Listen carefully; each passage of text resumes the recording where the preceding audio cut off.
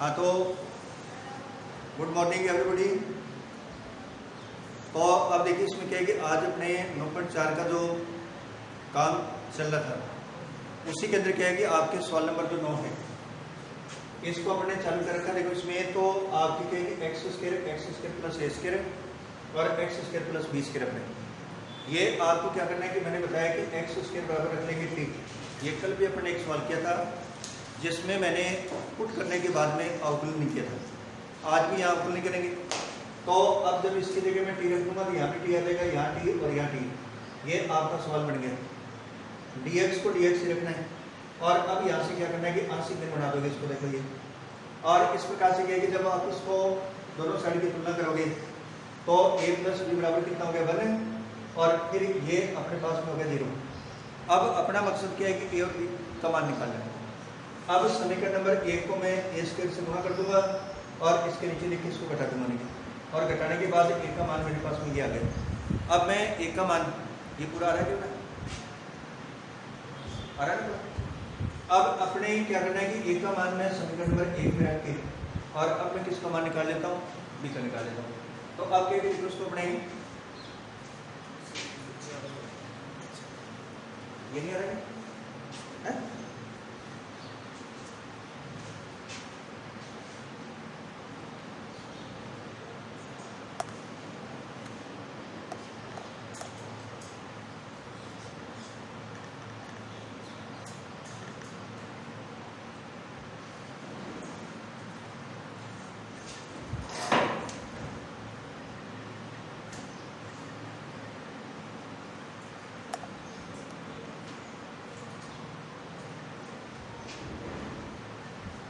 अब मैं क्या करता हूँ कि ए का मान समीकरण नंबर 1 में रख के और बी का मान निकाल देता हूँ।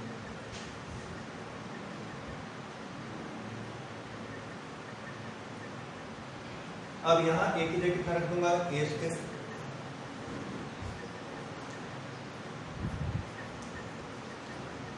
B is equal to 1 minus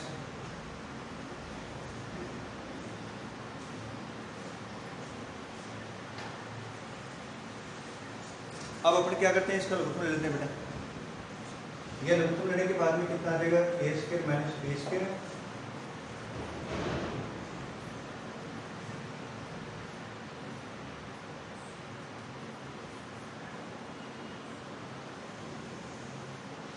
अब ये कैपिटल ए और कैपिटल बी दोनों के मान कहाँ आ जाएंगे बताओ। ये आ जाएंगे सीधे आ जाएंगे ना। इनकी जगह रख के और अब मेरा सवाल आसानी से हल हो जाएगा। देखो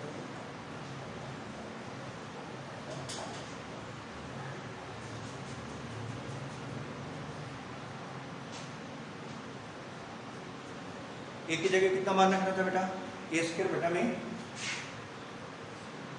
क्या था बताओ ए स्क्वायर बेटा में बी स्क्वायर माइनस ए स्क्वायर या ए स्क्वायर माइनस बी स्क्वायर था। देखो उसको ए स्क्वायर माइनस बी स्क्वायर था ना। ये देखो आपके ए स्क्वायर बेटा में और यहाँ अपने पास में कितना आ जाएगा ए स्क्वायर माइनस बी स्क्वायर और इनटू आपके कितना आ गया टी प्लस ए स्क्वायर फिर माइनस इसके लिए कितना हो गया बी स्क्वायर बटा में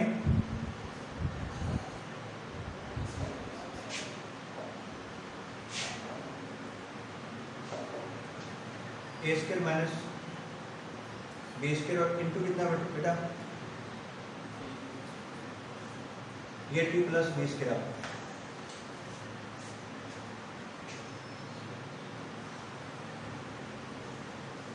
अब आप एक बार इसको लिख लो जल्दी से।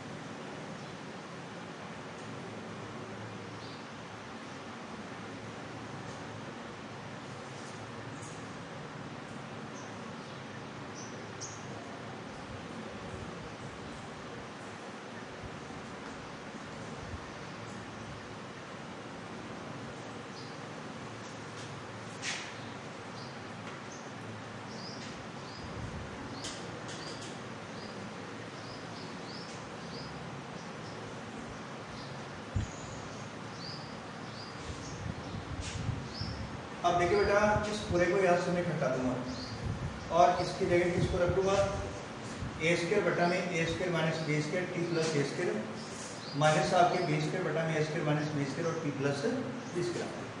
इसको ले आएंगे अपने। इसको जब लेके आ जाएंगे तो देखो आपके सवाल क्या बन जाएगा, देखो यहाँ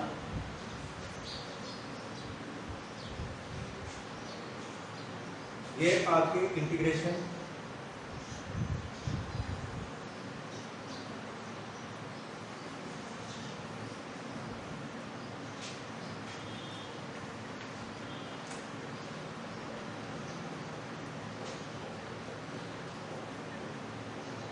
और पूरे के बाद कितना लग जाएगा dx। ओके, अब इनको मैं क्या करता हूँ कि अलग अलग कर देता हूँ। अलग अलग करूंगा तो देखो इसमें कितना आ जाएगा, ये ए स्क्वायर माइनस बी स्क्वायर और टी प्लस ए स्क्वायर इंटू dx।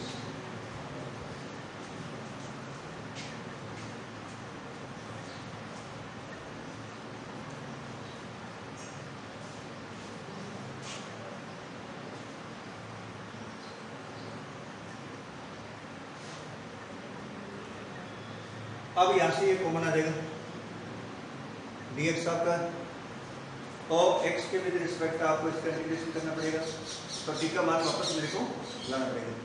अब इसमें t का मान वापस लेके आऊंगा तो a स्क्वायर बटा में 1 बटा में dx हो गया माइनस ये b स्क्वायर बटा में 12 हो गया, ये x स्क्वायर। अब क्या कि बेटा मेरे हिसाब से कि आपको सुनिए आगे बात है, ये कौन सा फॉर्मूला बन के बोलो आपकी, ये square plus x square 1/8 tan inverse x upon a। ये आपके x स्क्वायर प्लस आपकी b स्क्वायर मतलब a square plus b square, तो a की जगह b आ गया, तो ये आपके 1/b और tan इनवर्स b अपॉन में x हो गया ना, x अपॉन b हो गया नहीं, और ये आपके x अपॉन a आ गया, ये भी सूत्र बन गया और ये भी सूत्र बन गया आपके। अब ये आ गया a स्क्वायर बटा में और इंटू 1/a और tan इनवर्स x बटा a प्लस माइनस, और यहाँ a की जगह आपका b है तो 1/b और यहाँ कितना आ जाएगा बेटा x बटा b और प्लस आपके c। एक b यहाँ से काट दो, एक a यहाँ से कैंसिल आउट कर दो, ओके बच गया इसका आंसर। चलो लिख लो जल्दी से स्टूडेंट।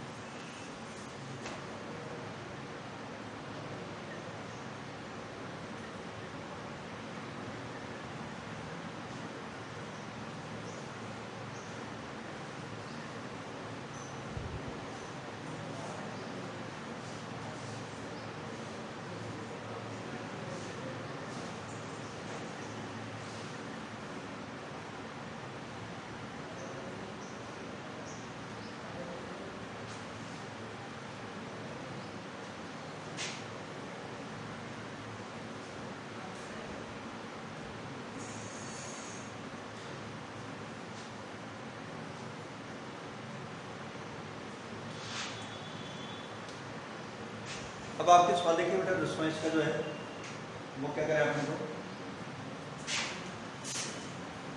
ये इंटीग्रेशन x प्लस 1 अपॉन में कितना बेटा x क्यूब माइनस आपके x स्क्वायर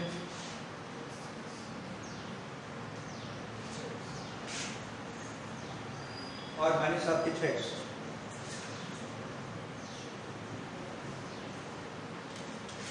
अब बेटा अपने को ये चीज तो समझ में आ रही है कि क्यूब आ गया, एक्स स्क्वायर आ गया, एक्स आ गया, तो आपको गुणनखंड तो करने पड़ेगा, बात करने की जरूरत नहीं है।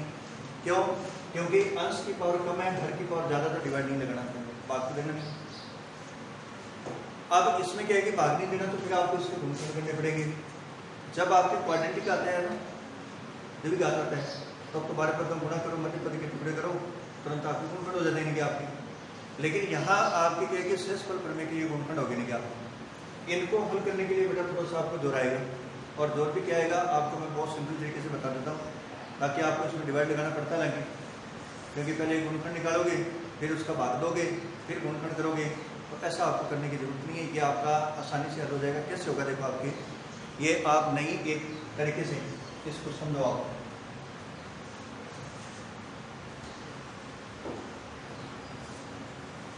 क्योंकि जहां आपके 3 पावर आती है तो उसको बोलते हैं शेषफल प्रमेय के गुणखंड आते हैं। क्यों?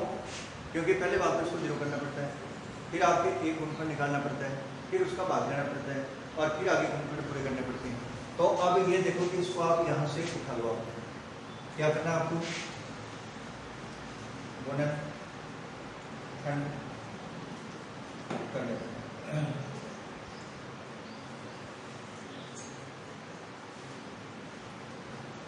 अब आप यहाँ इस चीज को एक बार कंफर्म करो कि मैं x की जगह क्या रखूं ताकि इसका मान 0 हो जाए। मैं x की जगह क्या रखूं ताकि मेरा इस पूरे का फंक्शन की वैल्यू 0 हो जाए। x बराबर कितना रख देता हूं, 1।